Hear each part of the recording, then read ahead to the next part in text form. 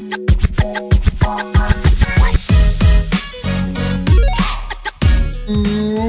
up, guys? Welcome back to Digital Dive In, your proper gaming talk show. We got a special bonus episode for you guys this week. We're going to be doing two proper gaming talk shows this week. One today, recapping the rest of the Summer Games Fest events that include the Xbox Game Showcase, the Ubisoft Forward, and the Capcom Showcase. And then on Thursday, we're going to be doing a deep dive into Starfield, which is going to be something we're going to have to talk about. But we don't want to bog down this episode because there's so many things to talk about today. And we don't want to be, just focusing too much on one game because there's a lot. So we wanted to keep the big Starfield talk for later this week. So stay tuned for Thursday for an extra proper game talk show video. But today we got Jules with us, and we possibly have KJ coming soon, maybe, possibly.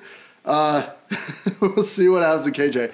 But, he's making dinner. He's living his life. So for now, it's just the two of us hanging out, coming at you live, talking about our most favorite games from the remaining showcase events from the Summer Games Fest 2023. And we're going to not blaze through these. We're going to spend some time talking about them. We got, I don't know about you, Jules, but I have at least 2 to 3 games from each of the showcases. There's also 1 or 2 that I'm just like, this is really bad. Why did they add this into the showcase? But yeah, I mean, I got a good list. So, diving in, just want to give you a quick heads up. We did not go through every single showcase because it's a lot. And I had literally yesterday and today to catch up on stuff. So the Tribeca Game Spotlight, Future Game Show, and PC Gaming Show, we did not take a look at. However, if you want us to... I took a look at those. Okay, then we have this guy available. If you guys want to hear anything, drop a bit in the chat. Let us know if there's anything you want us to touch on, mention, whatever, and Jules will most likely mention it. Other than that, we're going to be hitting the big 3, which is the Xbox Game Showcase, Ubisoft Forward, and the Capcom Showcase. So, without further ado, jumping right into the Xbox Showcase. I got a couple favorite ones. We're just going to go over our favorite games that we saw from the showcase, give a little bit about them, and then move on, as we're not trying to keep you here all night. But what was one game that you saw from the Xbox Game Showcase that you're like, this is dope, I like this, this caught me kind of hype? I would say 33 Immortals looked really, really good. I thought they looked awesome. Yeah, it did. And I can't wait for it, honestly. They did a really good way of it's like a, what is it, 30-person, like... Is that like a 33-person co-op dungeon crawler, basically? Yeah. Like roguelite I think dungeon crawler? I think that's really cool to just make you feel like a sense of community when you're doing this stuff. Like, it can be a powerful feeling. It can be really fun. Yeah, the graphics look really dope. It does. Looks like it's going to be finished when it comes out. And it just looks really, really, really fun. Games just being games. Yeah, exactly. My question with that game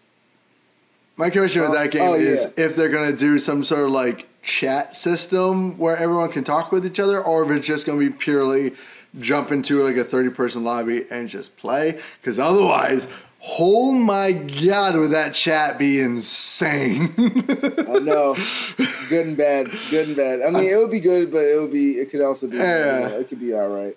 Yeah, I mean, like, they've done stuff like that. They've done, like, smaller level chats like that. I mean, I don't think there's a full-person chat. I guess there is a full-person chat for those, like, Battlefield 2042 lobbies and shit. So, technically, it's possible. But, like, this is such a smaller game, way more focused game, and way more niche. So, I feel like the people who are going to be on this are going to, like, strategize and coordinate with each other. And that might just be really, really cool, but also kind of chaotic if everybody has a mic. I don't think it's really going to be niche. It's on Game Pass, so I think people will go out and play it regardless. So I mean, that's the thing. That's what's great about these games on Game Pass is that it's doing like Xbox is being not only pro consumer, but they're being pro consumer and pro business at the same time. Like, you know, these devs want their games to be seen. Yeah, they might not buy it immediately, but even if they get a fan base and get people playing it, it all is for the long run like a better turnout. You know what I mean? No, I 100% agree with you there, dude. Like we always have this conversation about Game Pass and whether it's good, bad, ugly, whatever. But it's like it's not so great for Xbox as a company, but it's really, really good for like customer satisfaction and stuff like that. I mean, that's how you build your business and build your brand. Like sometimes it's not about making the most money; it's about making sure your customers are satisfied. Like at the end of the day. You're 100% right. Everybody's got their own way of doing things.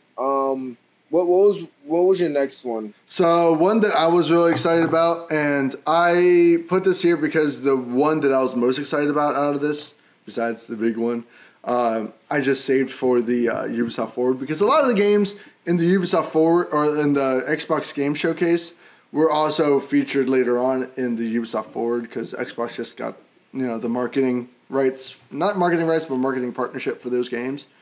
Yeah. So. Yeah, which I'm like, that makes sense. I mean, we do the same. PlayStation does the same thing, right? So I'm not too worried about that. But the one that I put on was South of Midnight. Looked really, really kind of interesting. It was one that I wasn't expecting. I still am not super sure exactly what it is, but it looks. We haven't got exactly why. Yeah, I put it out there because I put it out there just because it was one that I was interested in. At least it was one that I was like, oh, this could be really, really cool if it's done right, depending on what kind of game it is. Oh yeah, 100%. But I mean, I don't know much about it. I thought that was really, really interesting too, but once again, I was really mad because it was in that stretch of games where they didn't show any gameplay. Sure, yeah, it was just like announcements for stuff. They showed cutscenes for it, and I'm like, where is the? I want to be excited about this, but where is the gameplay? I'm sorry, you can't people. You cannot expect people to get excited over a world premiere of a game they've never seen before without any gameplay. You can't. No, expect people to get excited about that. I understand. I understand, and I get it. But I just put it out there because I was just interested in general. I thought it was like that makes sense. No, but I'm just saying that it's not like it's not. I get it. I didn't want to say it's not. I want to say that because it is on my list, but I also can't get excited about it yet, exactly until I see something about it. Yeah, I get it. I hate getting excited over cinematic trailers, but at the end of the day, it's what we get most of the time. So it's like, okay, it is what it is.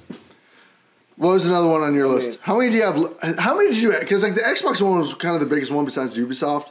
So I mean, my favorites of the weekend were not on any of the big releases ones. So these are just games I'm excited about. But I will mention the other ones just because they are noteworthy.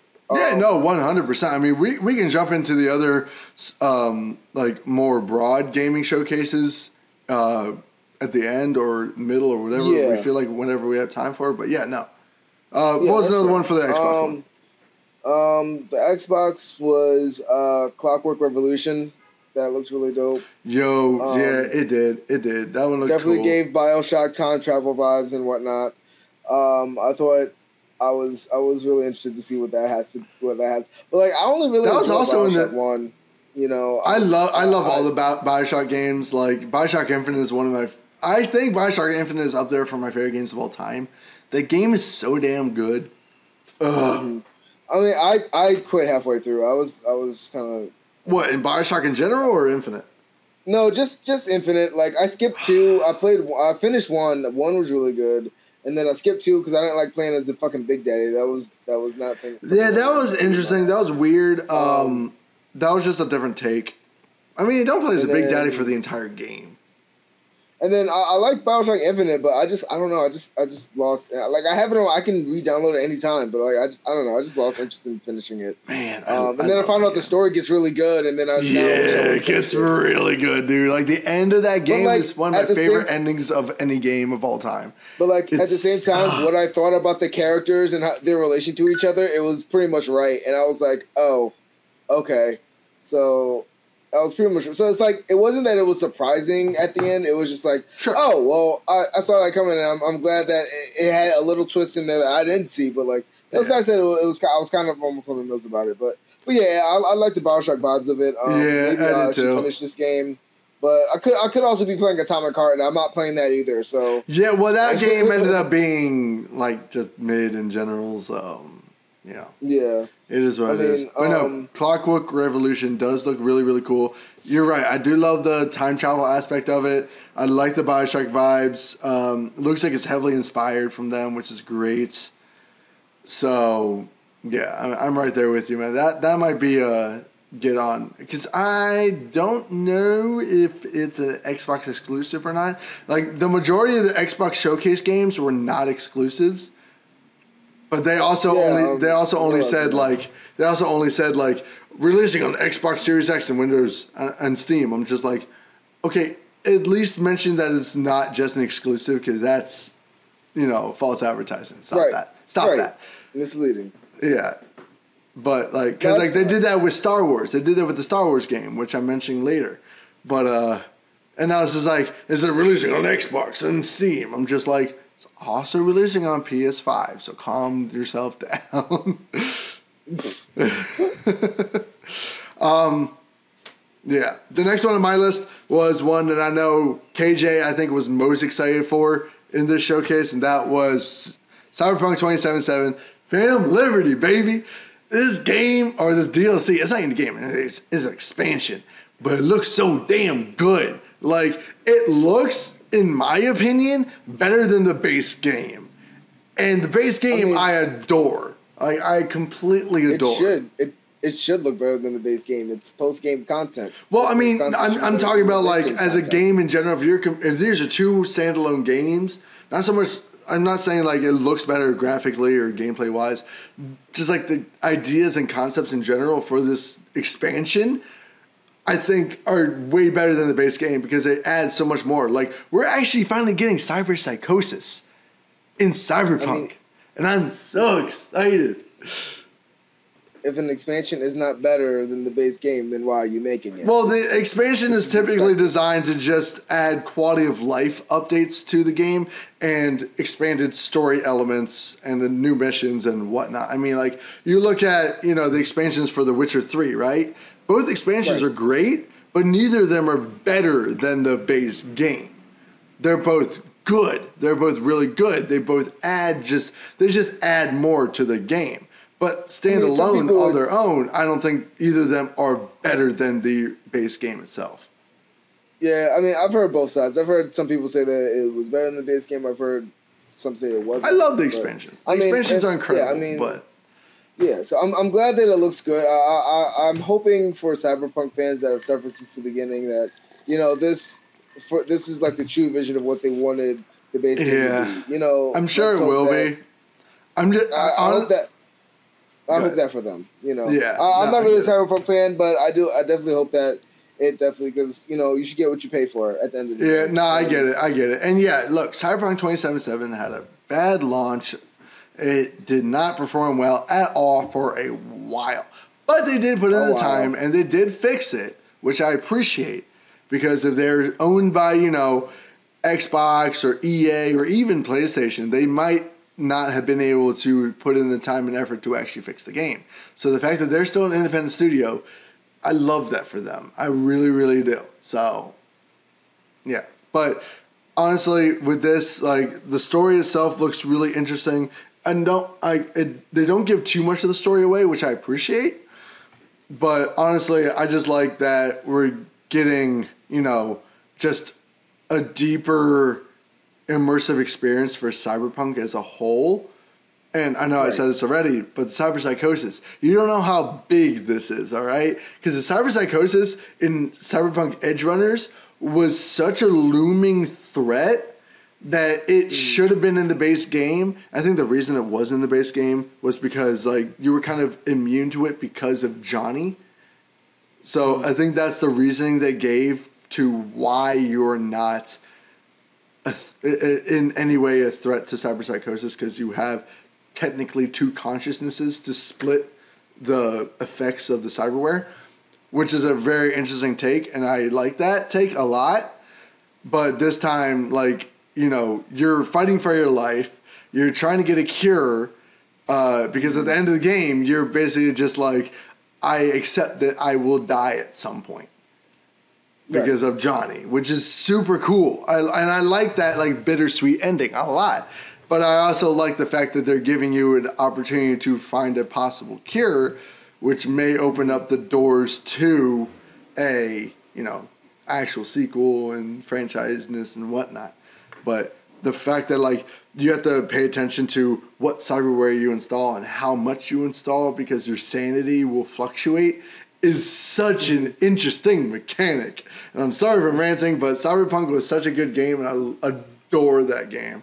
So, man, I hope they do it well. I hope this comes out and it performs incredibly. I'm so excited for Phantom Liberty. Plus, Idris Elba, just by himself, awesome. I'm so happy we're getting him in the game.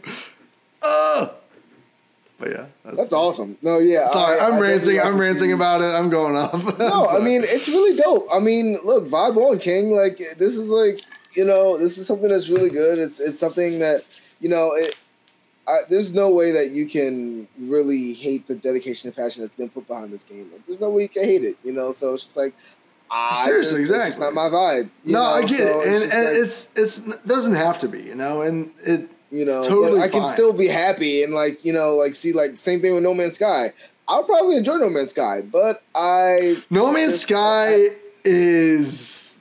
I have a lot to say about No Man's Sky because I do love the game, but it does have, like, it's very grindy. It's very just like you're living another life, basically. Right. So it's a lot of dedication. It's just a lot of dedication and time.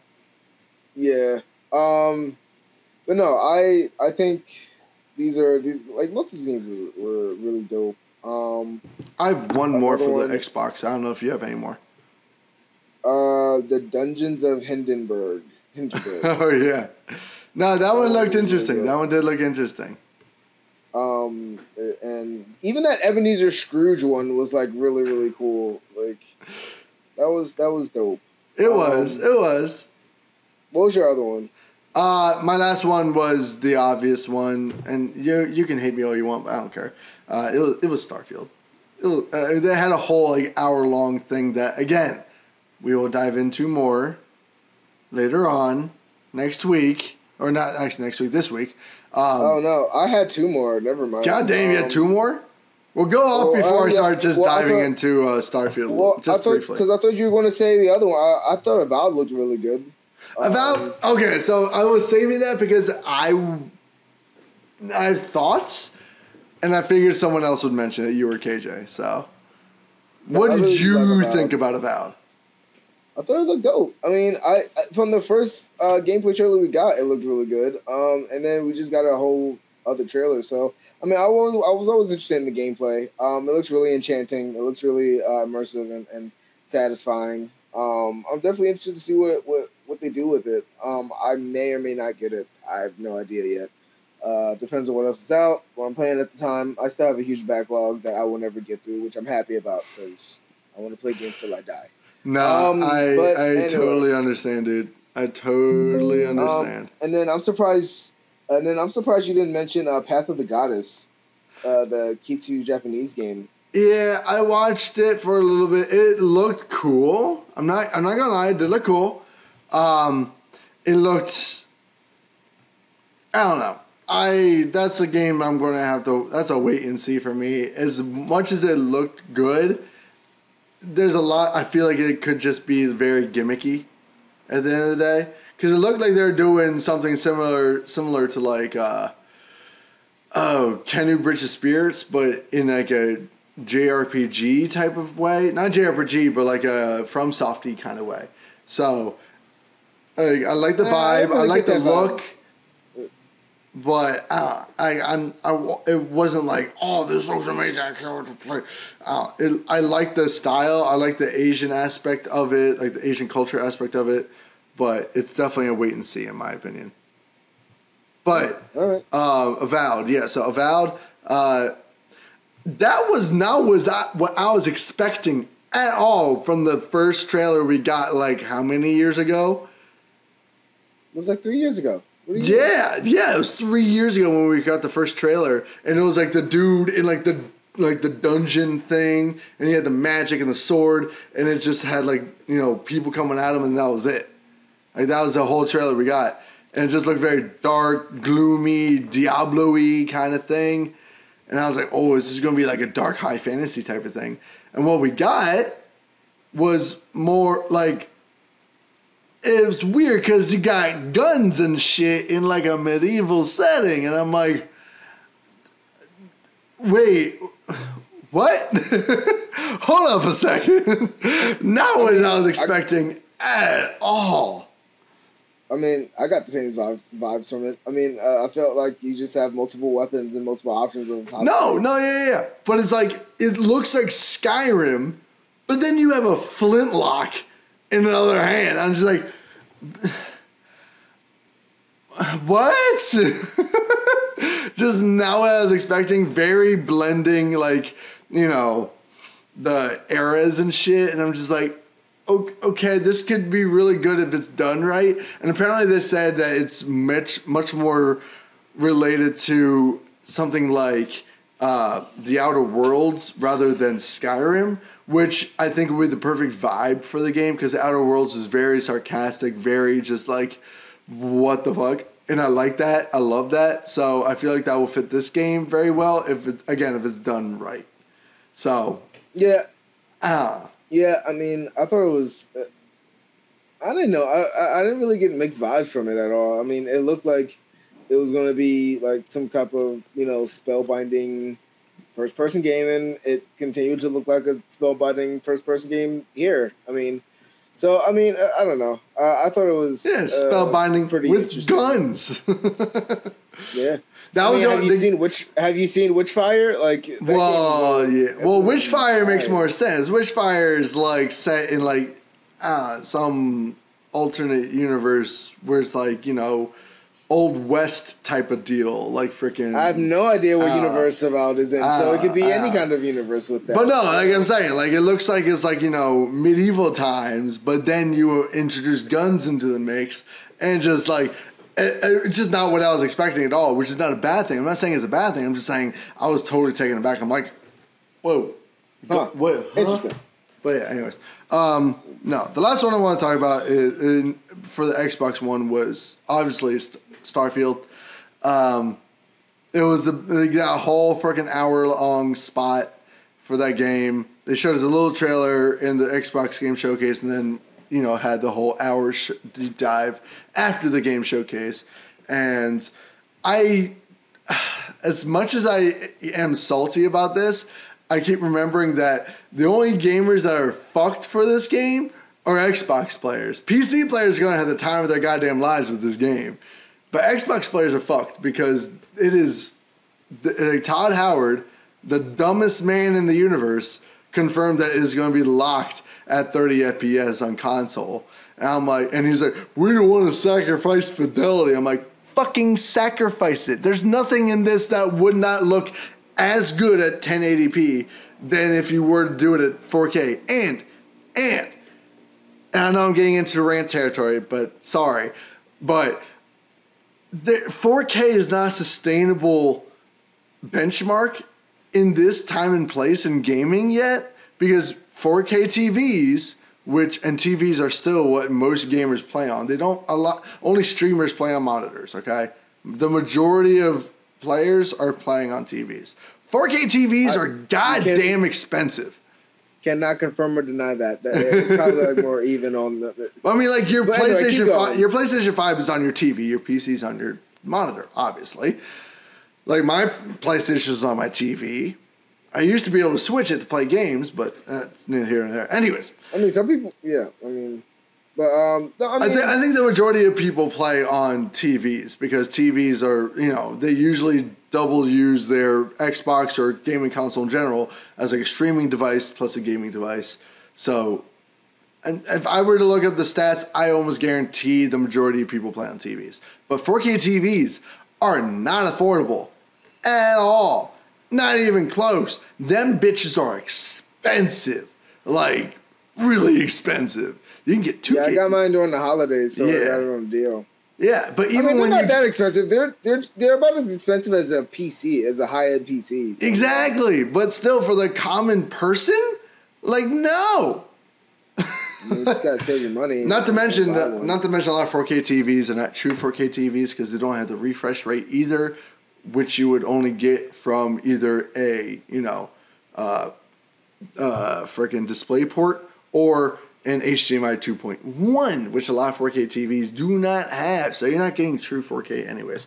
But that's getting into the techiness of 4K and resolution, and that's a whole other topic.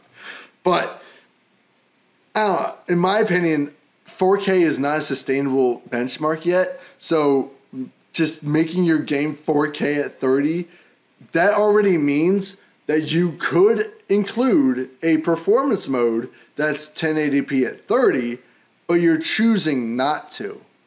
And that's a scummy practice. You mean 1080p at 60? Wait, what did I say? 1080p at 30. Oh, yeah, sorry. 1080p at 60. Y'all knew what I meant. Like, you could have that as an option, but you choose not to because you're a bitch. It's so frustrating. Oh my god. Yeah, and we'll go more into it on Thursday. But this is why Starfield wasn't really a highlight for me. It wasn't impressive for me. But because they're saying all this shit, they're talking all this shit, and we'll see if they deliver. Like, I'm tired of we've dealt with this for 10, 20 years now. Like, every time a game gets a whole fucking dive in, and they're like, "Oh, this is going to be so revolutionary. It's going to have millions and millions of things in it," and it has 50 of those million things in it. Exactly. If ever added. Period. Yeah. So, now I will say the reason that I'm excited for it, the reasons KJ is excited for it, is because we're not going to be getting this on the console. We're going to be getting this on PC. I'm going to be getting Xbox or PC Game Pass so I can stream, or Game Pass Ultimate, I guess, is what I'm going to have to do. Because I want to stream this game, because that way I can get the full weight of this game without any of the heat on my PC. Although I might have a PC good enough to run it at medium settings, which I'll be fine. As long as I gain consistent 60 FPS, I'm fine. I don't really care about fidelity at all. As long as it runs at 1080p or at least 1440, 2K at 60 FPS, I'll be happy. That's all I want. I don't care about 60 or 4K because I only have a 4K monitor, so I fucking care less about 4K. Okay, honestly, I don't know the difference between 2K and 4K. I can't see the difference, but I see the difference between 30 FPS and 60 FPS. Okay, so fucking stop. But anyways, if I were to get on PC, I would go for 120, man. Of course, but then I'm going to have to severely drop the rest of the settings to get that frame rate up to 120, but that's neither it's not really, and it's not really impressive to me. I'm impressed. I can tell you why it's impressive, but I don't want. Again, I could say that I could say that it looks like they have a lot of passion behind it. It looks a lot better than what they've seen, especially when it comes to combat, which we'll dive into later. But so I will say, I'll be the first one to say, it looks a lot better than what we've seen, but it's not doing anything groundbreaking or revolutionary like they're saying. They're just fitting more. They're just taking all these other games and putting it into a giant game and making it super detailed. And it's that's cool, and having more details and having more freedom is great, but it's not anything new under the sun. So the last thing I want to say about this game is I need them to pipe down the hype a little bit. Just pipe it down. No, the last thing I want to be fucking broken. We'll see. You know how Bethesda games have been lately. Yeah, true. But go ahead. The last thing I want to say is that the game itself sounds more like, if you listen to Todd Howard talking about this game, it sounds way more like a proof of concept for graphics engines, the future of graphics engines, than a game in and of itself. But I think that's just the way that he was talking about and hyping up how good this game is going to look. But anyways, all right. Anyways, moving on. Ubisoft Forward. I only have 2 games on this because, again, there are some games that are shown off in the Xbox Showcase that they went into deeper in the Ubisoft Forward. But do you have anything from the Ubisoft that you were like, yes, this looks lit? Besides the one that we're all excited for. I mean, I would just say nothing really looked completely terrible this time around. So that's a plus. I'll say that. That's fair. That's fair. And it was just the obvious ones. I didn't even write any down from that one because it's the same. It's the ones that we've seen last year. Except for one of them. There's one of them that was just announced in the Xbox one. They went into a deeper dive for in the Ubisoft one. So yeah, which was cool. And then we got to see more of Assassin's Creed Mirage. I like that. I have words about that game. Definitely giving the old school vibes. It is. And then, we saw Star Wars Outlaws, so that looks really good. Yep. So, before I dive into Star Wars Outlaws, because that's the one I think we're all kind of excited for, really excited for, especially after Jedi Survivor. But AC Mirage, really quick, just want to mention it, because, again, they showed it off a little bit at the PlayStation Showcase, and it looks good, not going to lie. However, I do want to say this, and this might be the reason that they went the RPG route and let the original vibe go. And it's stupid, but the parkour for this game, it looks, I don't want to say this because, oh my god, but I'm just going to come out and say it. It looks too old school. I know it's a return to form. I know it's a return to the original style of Assassin's Creed. And I like that. I love that. But the only thing that it looks improved from, say, Assassin's Creed or Origins or Assassin's Creed Syndicate is the combat. The combat looks amazing. The mechanics look really fucking good.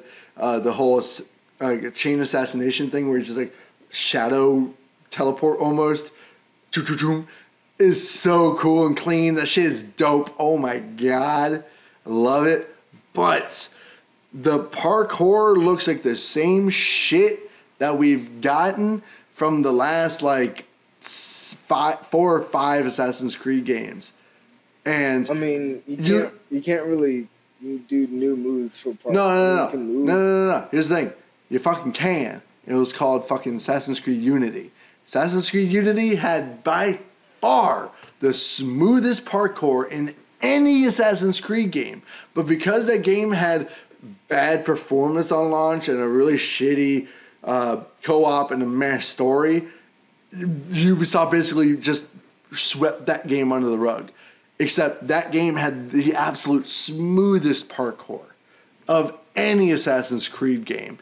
And fans still regard it as one of the best parkour mechanics of the series because it was just so fluid. Every single movement, you didn't have the whole pause in between jumps like you saw in the Assassin's Creed Mirage gameplay. You saw where he jumps through, it's jump, jump, jump. There's a noticeable pause before he kept going. There was no momentum with it, and that's what Unity had. Unity had an actual momentum-based parkour system where, if you were going down, you would, flip around, you turn around and, gently fall down. You would, gently fall, twist over obstacles. You would, have a momentum, jump. It would go, just keep going, bounce, bounce, bounce, instead of, an actual pause on each one. As long as you're holding the stick forward. And it worked so damn well. But they've been keeping the same parkour mechanics since Syndicate. After Unity, they went back to the original parkour mechanic, and it's fine, but it's nowhere near Unity. Unity was so unique and so good, and I wish that's what they went with for. I wish that's they implemented that into Mirage because it would have been so well because the combat itself is so damn fluid. It looks like a Prince of Persia game. Everything about this game looks so fluid except for the parkour. And I'm just I'm just kind of bummed. I'm just kind of bummed about it. That's just me. That's nitpicking for sure, but it's a major mechanic of the Assassin's Creed games. And that's just man, come on, guys. You could have done it. You could have. You had the technology to do it better now. My heart aches. I go back to play Unity once in a blue moon. People just to run around because it's so goddamn fun. Oh, that's a big compliment, Mister. I don't play games twice. I hated the Sea of Thieves, whatever the fuck that was. Oh well, yeah, that's just another update for the Sea of Thieves game that they've had going forever. Whatever, and then the freaking Skull and Bones thing. That was not a showcase. You just had the guys singing a song with some stuff in the background, and that's it. I'm like, yeah, just show us actual fucking gameplay. Like, come on, god damn, I'm bored about this now.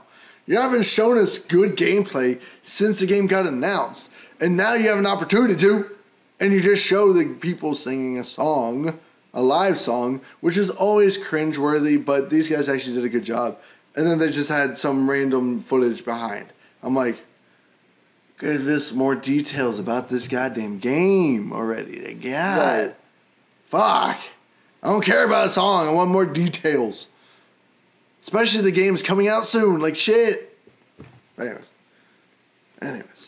Star Wars Star Wars Outlaws, I think, was a big one from the Xbox and the Ubisoft. I think that everyone's just really, really hype about.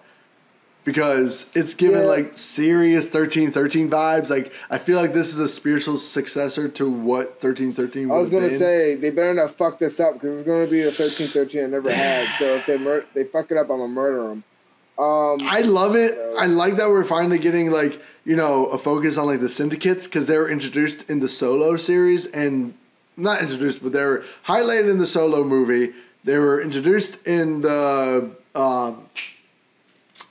Rebels show, and they were like the whole idea of the syndicates is really, really cool. I like that. The fact that there are syndicates that kind of took over after the Empire or after the Jedi fell, right, and the Empire took over. There's just less, you know, policing of the Outer Rim, so these syndicates took over. So now we're getting like this renegade bounty hunter coming in and working alongside some of the syndicates, against some of the syndicates. I love that. I love the fact that we're getting a bounty hunter that's also not a Mandalorian. I actually like that personally. Yeah, I mean, I've always liked the focus on, you know, alternate things outside of the Jedi. It's just like all about like how you make it interesting, you know. So hopefully they do that with this and they make it, you know, distinct enough from, you know, other Star Wars projects before that, you know, it is able to like carve out some, you know, time and notoriety for itself. You know, it already looks like it is. It already looks like it's doing its own thing, which I appreciate. But yeah, the one thing I will say is that I wish we would get a Star Wars game where the main character wasn't a human. There's so many aliens in Star Wars. I know the main characters in Star Wars movies and stuff are usually humans, but we have a lot of side characters that are like, you know, not humanoid people. Like, you know, in Rebels, we got, like, the majority of the crew, except for Ezra and the other Jedi, were all aliens. Oh, and Sabine. And then, you know, Solo, we got a couple aliens. We didn't get any aliens in Solo. A couple. Right. So, like, I wish we would get a main character that's not a human. That's just me. I think, like, this game would have been really, really good to showcase one of, like, the big alien species. Like, you know, the Alea Secura alien species or any of them, really. Just would have been cool to play as an alien. That's all I'm saying. That's just me. I get the point. Like, you want to make it more relatable to humans playing a Star Wars game. But, yeah, I don't know. An alien bounty hunter would have been cool. That's all I'm saying. No, yeah. I mean, I don't know. I could take it or leave it, to be honest. Before we get into Capcom, I did want to talk about pretty much my favorites from the whole one. Yeah. Burn through them. Go through them. There's this one that's called Cookie Cutter. It's a 2D side-scrolling platform, and the art style just looks godlike. I think it's some of the best art I've seen in so long. And it's gratuitously violent. It's like on like a DLC level, but like it's all hand-drawn animation. It looks. What do you mean when you say DLC level? DMC. Sorry. Oh, DMC. Oh, okay, that makes more sense. it just looks amazing. I'll send you the trailer for it. And then my second favorite was called Resistor, and that's like an arcade style racing game. And it looks like it's going to be story based, and I think I need that in my life. I'm really tired of realistic racing games and all these Forzas and Need for Speed. Yeah, no, I get it. That's why I like the Hot Wheels game so much. The Hot Wheels game was fun because it was an arcadey Hot Wheels racer. I'm like, that's lit. But yeah, no, I do agree with you there. I don't know if you saw this one. It was called Yusuke the Lost Descendant. I think that was on one of the bigger ones. I did not actually. Is that the PC games? Really good. PC game show? No, it was one of the early ones. I think it was the Day of Future Games. Oh, the Future Game Show. Yeah. I didn't get a chance to watch that one just because I was Friday. Yeah, no, that makes sense. I didn't get a chance to watch that one, unfortunately. And then there was Little Nemo and the Guardians. That looked really, really cool. Finding Nemo. Little Nemo. Calm down. And then there's this one called Spirit Swap. Look up all those games. Those are really cool. And then my last one I want to mention is Hellskate. So this one, you're a skateboarder and you're grinding. It's an action grinding platformer roguelite. It's really, interesting. Really cool. You're like the skateboarder and you're you're grinding and doing moves while also like using these moves to destroy people. So it's definitely giving me like more hellish Hi-Fi Rush vibes. That'd be cool. Which is really, really dope. Imagine if they made it rhythm based as well. That'd be wild. And oh my god, that'd be wild. We need more of those games. Like those are like some really like and my favorites are game ass games. I get it. Yeah. I get it, bro. This is a universe we've been building for 25 years, and we're going to have 1,000 worlds on it, and we're going to you can spend 18 hours making one a character, and then another 18 hours building your ship. Oh, dude, don't even talk to me about that. I'm going to spend ungodly amounts of hours just playing with the ship customization. Oh my god, this is literally like a wet dream for me because the ship customization in Starfield looks so damn good. I could care less about character customization. He's going to be wearing a helmet half the time. But the ship customization, that shit looks dope. But anyways, moving on. You have no idea how happy I am for that. Finance. I guess we can go ahead and slide on in the Capcoms. Capcom. I am... Yeah. Obviously the one that we are most hyped for is Exo Primal.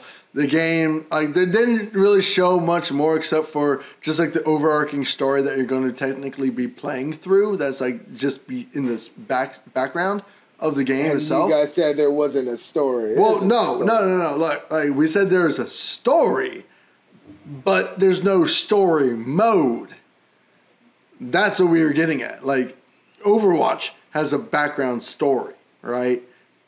Freaking Star Wars Battlefront has a background story. But you're not playing through that story ever. It's always just in the background while you're just doing other shit. Battlefront does have a campaign. Oh, right. Sorry. Battlefront 2. Battlefront was about it. But no, I know what you mean. But, I mean, yeah, Exo Primal I was excited for. I know we were both excited for Pragmata. Pragmata does a cool... I didn't even know about that game, honestly. That was not on my radar because I'm just not a huge Capcom fan, to be honest. A lot of their games are like just meh for me. So, but this is the first time I was actually looking at Pragmata. I actually went back to look at some of their early gameplay for it, or trailers and stuff. The game looks so wild. The game looks so cool. I like the whole companion combat thing they got going. That's super cool. But of course, the game was, if you didn't catch it, the game was delayed until... Well, it delayed indefinitely. It was supposed to come out in 2022. Then they delayed it to 2023. Now they have no actual release window for it whatsoever. They have just delayed it indefinitely, which is fine. Go off, Kings. Do what you can. Make the game good. I'm sure it's going to be great when it finally comes out. Yeah, I'll be busy playing Exo Primal, which, by the way, guys... That's going to be a new game night game. This weekend. Yeah, there is. There's a beta this weekend. Please stream it on the channel, buddy. Please stream it on the channel because I will not be Yes. around. It's Father's Day weekend, unfortunately. And I hate that they'll do this on Father's Day weekend. But, And Patrick's trying to become a father. Wink, well, wink. yeah, I am. But also, I miss my dad's... Father's Day weekend. I miss my... That would be fucking hilarious, actually. But no, I miss my dad's 70th. So I'm using Father's Day as like a, hey, I'm sorry. Here's me for an entire weekend to hang out with. So, yeah, we got a bunch of plans to be on the boat and stuff. So I apologize. But you guys, seriously, you and KJ, you guys got the chance how to like play it, stream it on the channel. Because that game was a lot of fun, and I can't wait for that game to actually come out. It comes out in July, right? Yeah, it comes out, I think, the beginning or mid-July. Yeah, that was pretty much it. Was there another Capcom game that you were ooh? Dragon's Dogma 2, of course. Oh, yeah, of course. Dragon's Dogma 2. That's going to be great. Another highly anticipated sequel that... You know, we've been getting a lot of highly anticipated sequels lately. Just sequels from games from like 20 years ago, 10 years ago. So yeah, we have. mean, it's really nice, but also I'm not trying to be 50 seeing another sequel. All right, by the time you get your shit together. So I told you to not say that again. I told you not to say that again, and now I'm mad at you. Now we gotta put it out there. You gotta put it out there. I hate you. Stop. They need to hear it. I'm not trying to be 50 seeing a third sequel. We're old. I don't want to be old, but we are, and I hate you for it now. Anyways, now, man, I'm mad at you now. Anyways, guys, there were a lot of other showcases that we did not touch on, and I do apologize for that. Like, we can only do so much with, like, 40-hour-a-week jobs. So we do what we can. We're doing this for fun. We're doing this for us. We're doing this for y'all. We hit the big stuff that we're excited about. If you want to do, like, deep dives, obviously you can go to, like, IGN or whatever. But I feel like we give a little bit more, genuine reactions and opinions to some of these games. So, I don't know. We appreciate you guys being here to, hang out with us, hear our whatever opinions about these games.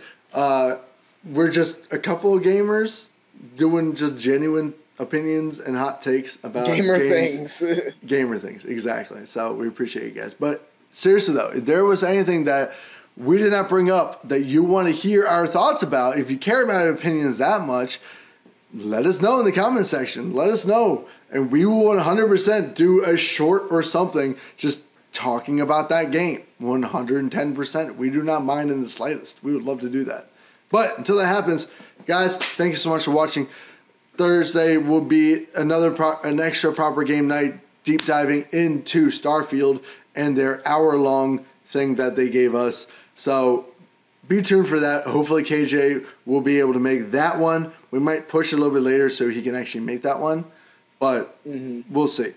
Guys, thank you so much for watching. If you like this video, please hit that follow button on Facebook. Hit that like button on YouTube. And follow us on Spotify. Subscribe on YouTube. Subscribe, follow wherever you see us right now. We're kind of everywhere, goddamn. But seriously, guys, we love you. We appreciate you. Thanks so much for watching. Have an amazing Father's Day weekend if we don't see you. And by then, it's just thanks. Stay excellent. See you in the next video. Peace out.